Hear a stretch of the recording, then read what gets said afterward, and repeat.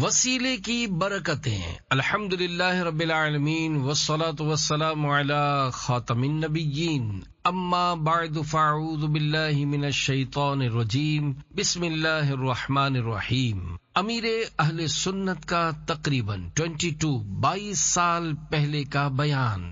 وسیلے کی برکتیں، دعائے عطار، یا اللہ پاک جو کوئی 17 صفحات کا رسالہ وسیلے کی برکتیں پڑھ یا سن لے، اسے دنیا و آخرت میں نیکیوں کی بہترین جزا عطا فرما اور جنت الفردوس میں بے حساب داخلہ دے کر اپنے پیارے حبیب صلی اللہ علیہ وآلہ وسلم کا پڑوسی بنا دے، آمین بجاہ خاتم النبیین صلی اللہ علیہ وآلہ وسلم۔ درود شریف کی فضیلت۔ فرمان آخری نبی صلی اللہ علیہ وآلہ وسلم، جب دو دوست آپس میں ملتے اور مصافحہ کرتے ہیں اور نبی کریم صلی اللہ علیہ وآلہ وسلم پر درود پاک پڑھتے ہیں تو ان دونوں کے جدا ہونے سے پہلے ان کے اگلے پچھلے گناہ بخش دیے جاتے ہیں۔ صلو علی الحبیب صلی اللہ علی محمد۔ وسیلے کی برکتیں۔ گزشتہ زمانے میں 3 آدمی کسی سفر پر روانہ ہوئے۔ دوران سفر رات گزارنے کے لیے ایک غار میں داخل ہوئے اور سو گئے۔ اتنے میں پہاڑ سے ایک چٹان پھسل کر آئی جس کے باعث غار کا منہ بند ہو گیا۔ اب انہوں نے اس مصیبت سے نجات پانے کے لیے یہ طے کیا کہ ہم میں سے ہر ایک اپنے کسی نیک عمل کا وسیلہ پیش کر کے اللہ پاک کی بارگاہ میں دعا کرے۔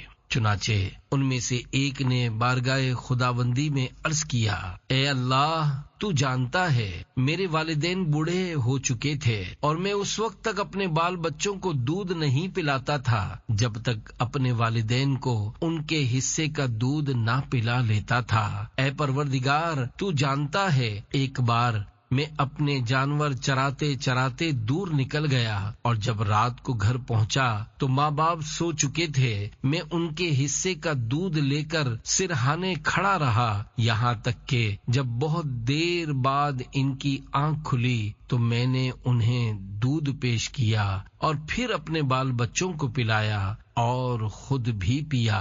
اے اللہ، اگر میرا یہ عمل تیری رضا اور خوشنودی کے لیے تھا تو اس کی برکت سے چٹان کو غار کے منہ سے ہٹا دے اور ہماری اس مصیبت کو دور فرما۔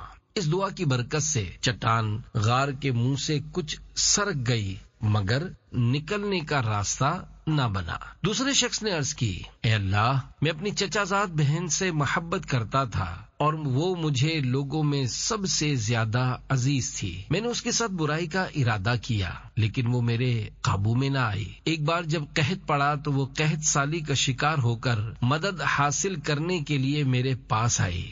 میں نے اس شرط پر اسے 120 دینار یعنی سونے کی اشرفیاں دیں کہ وہ اپنے آپ کو میرے حوالے کرے گی۔ چونکہ وہ بہت مجبور تھی اس لیے میری اس شرط کو پورا کرنے کے لیے راضی ہو گئی۔ آخر کار جب میں اپنی خواہش پوری کرنے پر قادر ہو چکا تھا تو وہ مجھ سے کہنے لگی، اے بھائی، اللہ پاک سے ڈر اور اس مہر کو حق کے بغیر نہ توڑ۔ اے پروردگار، اس کی فریاد کرنے پر میں گناہ سے باز آ گیا اور سونے کی اشرفیاں بھی اسی کو دے دی۔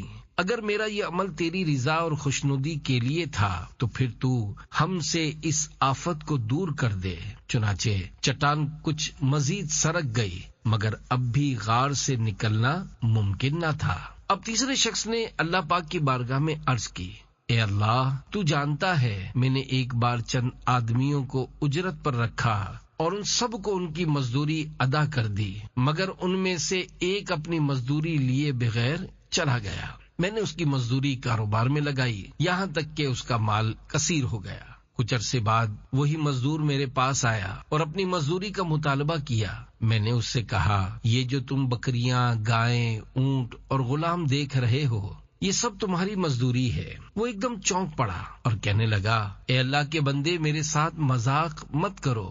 میں نے اس سے کہا، میں تمہارے ساتھ مذاق نہیں کر رہا، بات دراصل یہ ہے کہ تم مزدوری لیے بغیر چلے گئے تھے تو میں نے تمہاری مزدوری کاروبار میں لگائی جس سے اتنی برکت ہوئی کہ یہ بکریاں، اونٹ، گائے اور غلام وغیرہ جمع ہو گئے اور یہ سب تمہاری مزدوری کی پیداوار ہیں۔ وہ مزدور بہت خوش ہوا اور سارا مال اپنے ساتھ لے گیا. اس نے اس میں سے کچھ بھی نہ چھوڑا. اے اللہ، اگر میرا یہ عمل محض تیری رضا کی خاطر تھا تو تو ہمیں اس مصیبت سے نجات عطا فرما. چنانچہ وہ چٹان غار کے منہ سے بالکل ہٹ گئی اور وہ تینوں مسافر باہر نکل کر اپنی منزل کی جانب روانہ ہو گئے.